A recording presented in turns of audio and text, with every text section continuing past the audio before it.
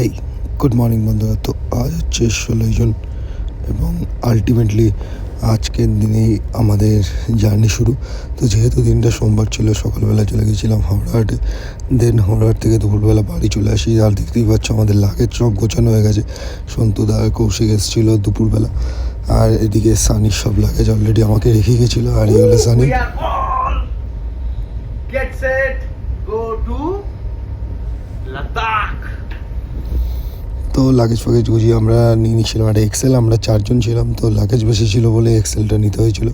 তো এক্সেলে সব লাগেজ ফাগেজ তুলে দিয়েছি। আর এখানে বাবা, বাবু কাকু, আমার ছোটো কাকা সবাই এসেছিলো।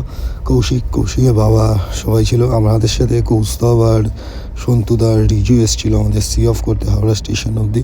তো হাওড়া স্টেশনে সবাই এক এক করে ঢুকে লাগেজ নিয়ে আমরা চলে যাচ্ছিলাম 9 নম্বর প্ল্যাটফর্মে।